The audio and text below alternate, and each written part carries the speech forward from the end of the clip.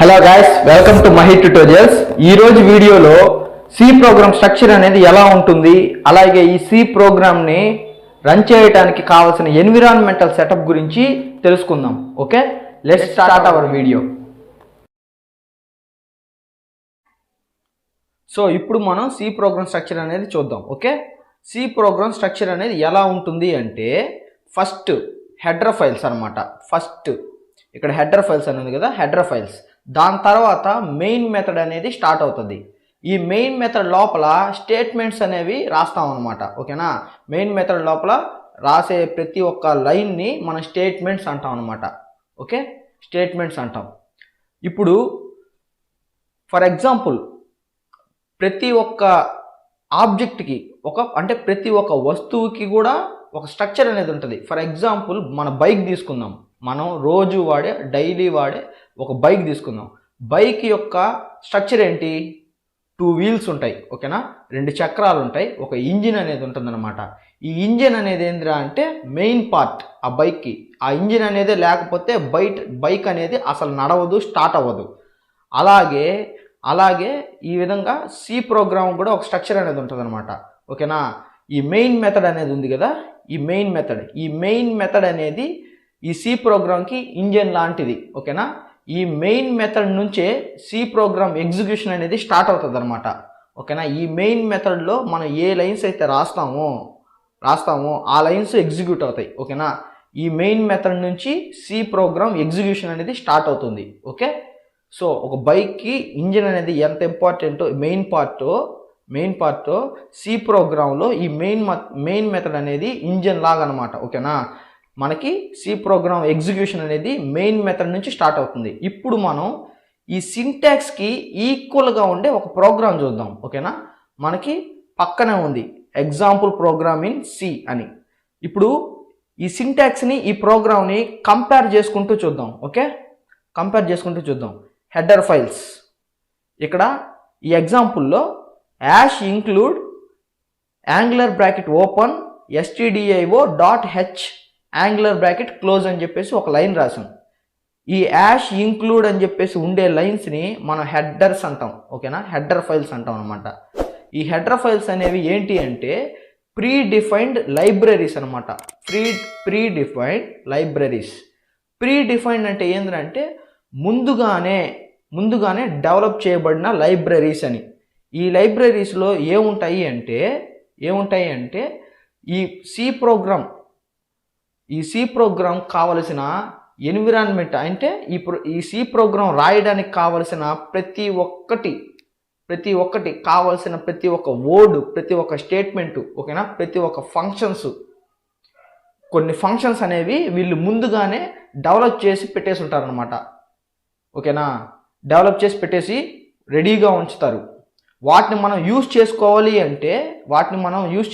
అంటే ఈ విధంగా యాష్ ఇంక్లూడ్ అని చెప్పేసి ఇక్కడ మనం ఇంపోర్ట్ చేసుకోవాలి. ఇలా పెట్టినప్పుడు వాళ్ళు డెవలప్ చేసిన ఫంక్షన్స్ని, వాళ్ళు డెవలప్ చేసిన వేరియబుల్స్ని, వాళ్ళు డెవలప్ చేసిన స్టేట్మెంట్స్ని మనం యూజ్ చేసుకోగలుగుతాం.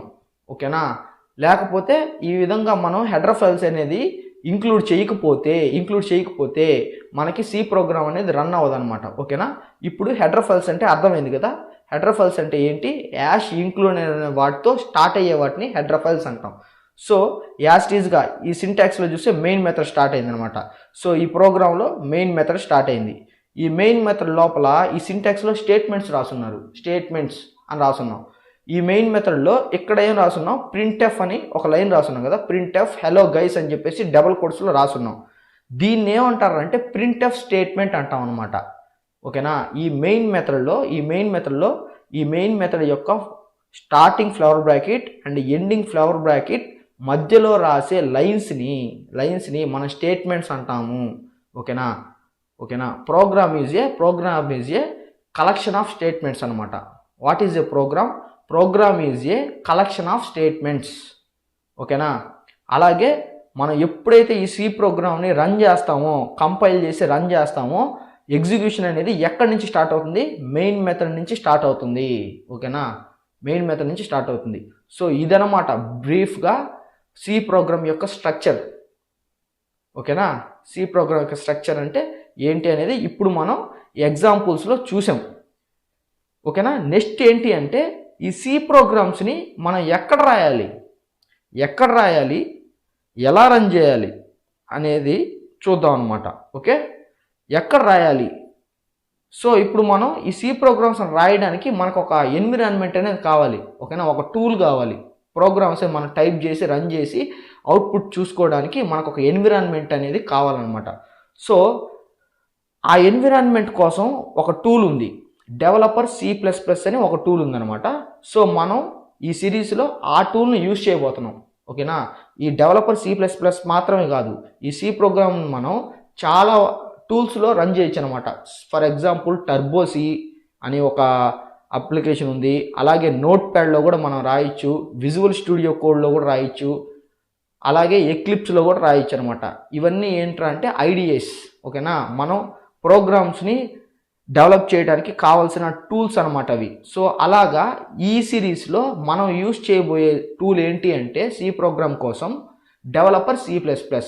సో ఈ అప్లికేషన్ని మనం ఎలాగా డౌన్లోడ్ చేసుకోవచ్చు, ఓకే, ఈ అప్లికేషన్ని మనం ఏ విధంగా డౌన్లోడ్ చేసుకోవాలి అనేది ఇప్పుడు చూద్దాం. ఓకేనా, సో మనం గూగుల్ క్రోమ్ అనేది ఓపెన్ చేసి న్యూ ట్యాబ్లో ఇక్కడ డెవలపర్ C++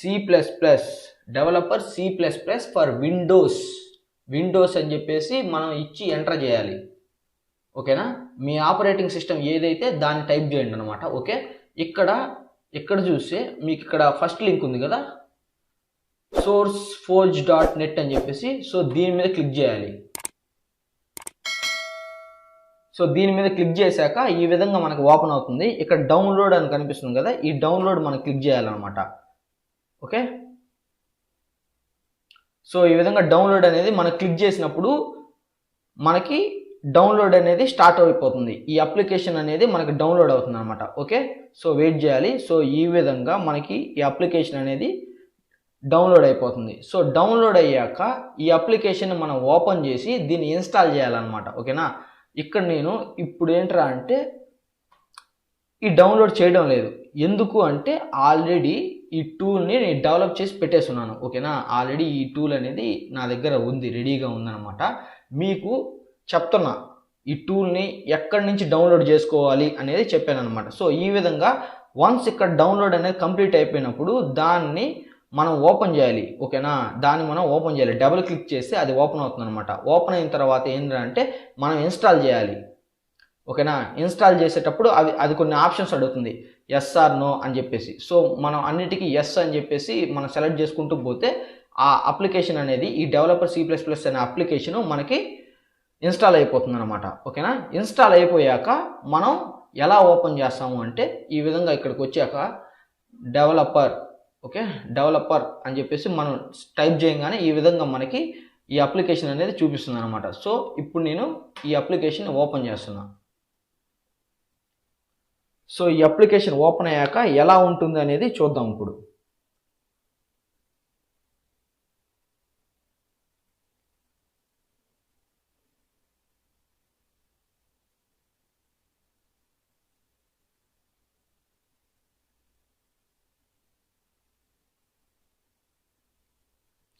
సో అప్లికేషన్ అనేది మనకు ఓపెన్ అయిపోయింది అనమాట.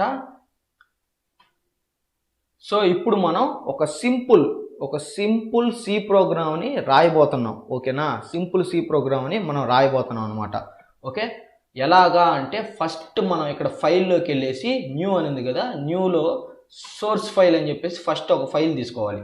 సో ఫస్ట్ మనం ఏం రాయాలి, ఇందాక మనం ఎక్స్ప్లెయిన్ చేసుకున్నాం కదా, ఫస్ట్ హెడర్ ఫైల్స్ అనేవి ఉండాలి అని చెప్పేసి. సో హెడర్ ఫైల్స్ అనేవి మనం ఇవ్వాలన్నమాట. ఏంటి, ఫస్ట్ యాష్ ఇంక్లూడ్ యాంగులర్ బ్రాకెట్స్లో stdio.h అని చెప్పేసి ఇవ్వాలన్నమాట. ఇక్కడ చూసుకుంటే stdio.h అని ఉంది. ఓకేనా, ఎక్స్టెన్షన్ మనకి .h అని ఉంది. .h అంటే మీనింగ్ ఏంటంటే ఇది హెడర్ ఫైలు అని అర్థం. ఓకేనా, ఇది హెడర్ ఫైలు. ఇప్పుడు మనం ఈ ప్రోగ్రామ్ని సేవ్ చేసేటప్పుడు ఏ ఎక్స్టెన్షన్తో సేవ్ చేస్తామంటే .c అని. అంటే మీనింగ్ ఏంటి, ఇది C file, C program file. అని మీనింగ్ అనమాట. సో ఇక్కడ .h అని చెప్పి మనం ఇచ్చాం అంటే ఏమని అర్థం, ఇది హెడర్ ఫైలు అని. ఓకే, దాని తర్వాత నెక్స్ట్ ఏంటి, మనం మెయిన్ మెథడ్ కదా. సో మెయిన్ మెథడ్ని స్టార్ట్ చేస్తున్నాం. ఓకేనా, మెయిన్ మెథడ్ స్టార్ట్ చేసాం. సో ఇక్కడ ఏంట్రా అంటే ఒక సింపుల్ ప్రోగ్రామ్ చూపిస్తున్నాను అనమాట. మనం ఇంకా మెయిన్ కోడింగ్లోకి దిగలేదు. ఇది జస్ట్ ఈ వీడియో జస్ట్ ఏంటి అంటే సి ప్రోగ్రామ్ స్ట్రక్చర్ అనేది ఎలా ఉంటుంది, ఓకేనా, దానికి రిలేటెడ్ ఒక సింపుల్ ఎగ్జాంపుల్. అలాగే ఈ సి ప్రోగ్రామ్ని రన్ చేయడానికి కావాల్సిన ఎన్విరాన్మెంటల్ సెటప్ గురించి మాత్రమే ఈ వీడియోలో ఎక్స్ప్లెయిన్ చేస్తున్నాం అనమాట. ఓకేనా, అందుకని చెప్పేసి సింపుల్ ప్రోగ్రామ్ రాస్తున్నాం. ఓకేనా, సో ఇక్కడ మనం ప్రింట్ ఎఫ్ అని చెప్పేసి ఒక ప్రింట్ ఎఫ్ స్టేట్మెంట్ని రాస్తున్నాం అనమాట. ప్రింట్ ఎఫ్ అని ఇచ్చేసి దాని లోపల మనం డబుల్ కోడ్స్లో ఏది రాస్తే అది మనకి అవుట్పుట్గా వస్తుంది. ఓకేనా, హలో గాయ్స్ అని చెప్పేసి నేను ఒక మెసేజ్ అనేది పాస్ చేశాను.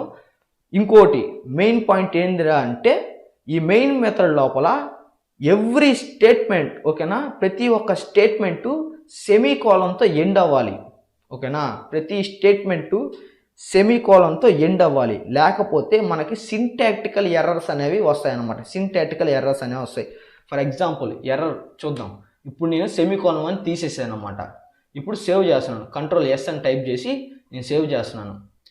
సో ఇక్కడ చూసుకుంటే, ఓకేనా, ఇక్కడ నేను ఈ ఫైల్ ఇస్తున్నా ఫస్ట్ ప్రోగ్రామ్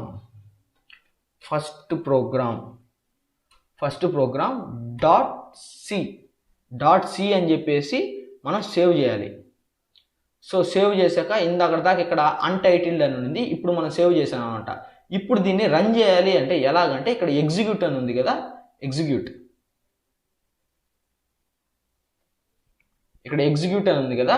ఈ ఎగ్జిక్యూట్లోకి వెళ్ళేసి ఇక్కడ కంపైల్ అని ఉంటుంది అనమాట. ఈ కంపైల్కి షార్ట్ కట్ కీ ఏంట్రా అంటే Ctrl+F9 అని చెప్తే కంపైల్ అయిపోతుంది అనమాట.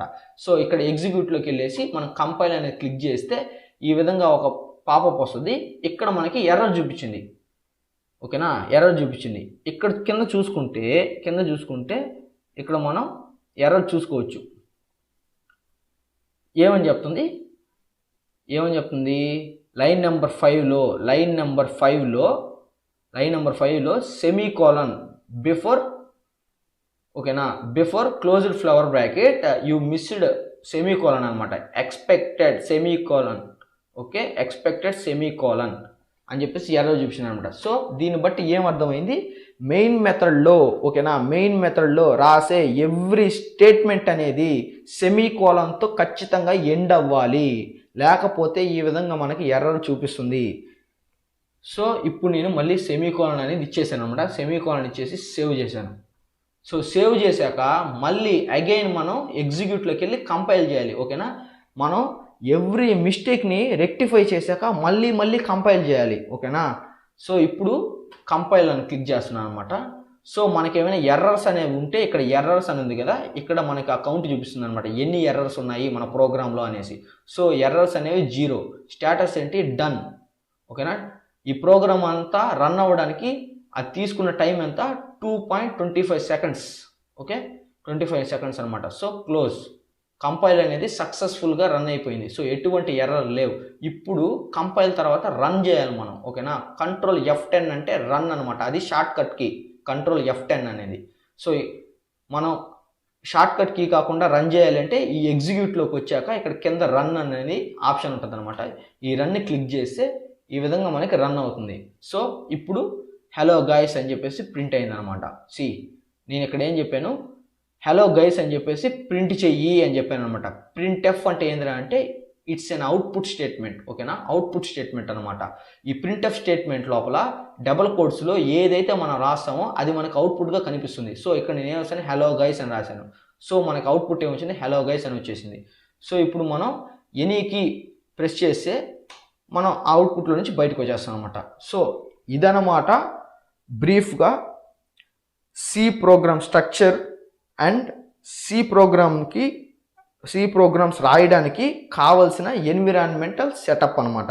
అండ్ గైస్, ఇప్పుడు దాకా చూసిన ఈ వీడియోస్లో, ఓకేనా, ఈ సి లాంగ్వేజ్ సిరీస్లో ఉండే ఫస్ట్ వీడియోలో కానీ అలాగే ఈ సెకండ్ వీడియోలో కానీ ఎటువంటి డౌట్స్ ఉన్నా కామెంట్ సెక్షన్లో కామెంట్ చేయండి. ఓకే, మళ్ళీ నెక్స్ట్ వీడియోలో నీట్గా ఆ కామెంట్స్కి మీ డౌట్స్కి క్లారిఫికేషన్ అనేది ఇస్తాం. Okay, thank you.